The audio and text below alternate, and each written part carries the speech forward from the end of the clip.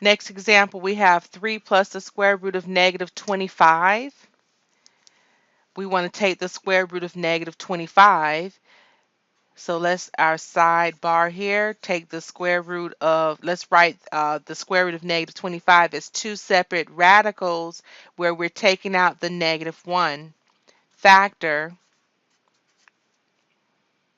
Take the square root of negative 1, that is I.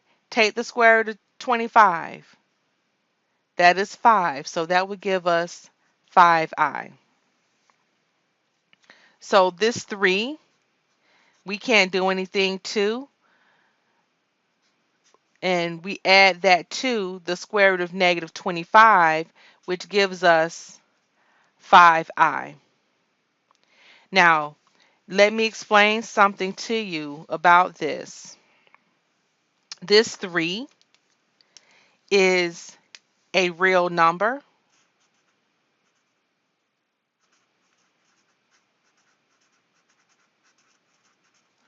and this 5i, because the imaginary unit is next to the 5, this is our imaginary number.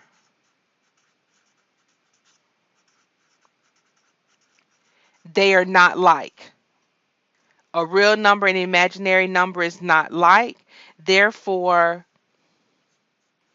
you will not add these together. So the solution is not 8i. This is how we want to write our answer. Anytime we have a real number component and an imaginary component, this is written in standard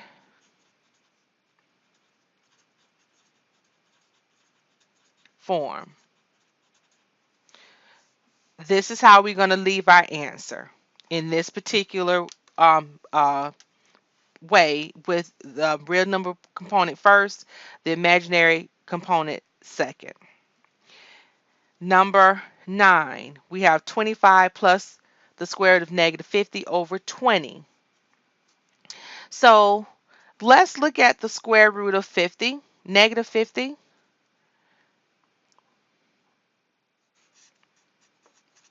Take out the negative 1 factor. Here we have the square root of 50. Now we want to break down 50.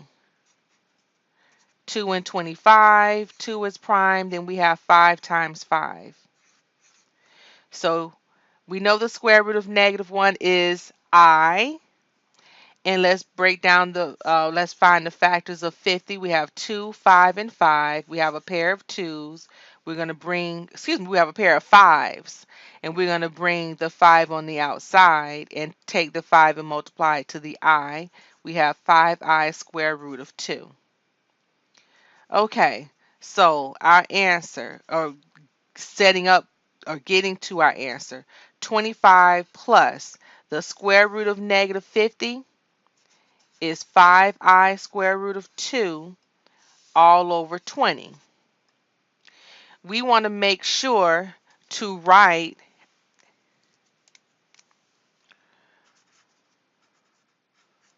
your answer in standard form, meaning the imaginary unit, the real number is first, then the imaginary number second. So what we're going to do to this fraction is write it as two separate fractions.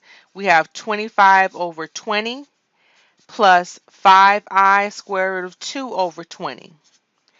And as we write it as two separate fractions, we need to, if necessary, if possible, if we can, reduce the fraction. So as we look at the first fraction, 25 over 20, that can be reduced by dividing a 5 out. 5 divides into 25 5 times, 5 divides into 20, 4. So that first term is 5/4 plus, let's look at the last term. Any factors or any numbers we have outside the radical, we can reduce.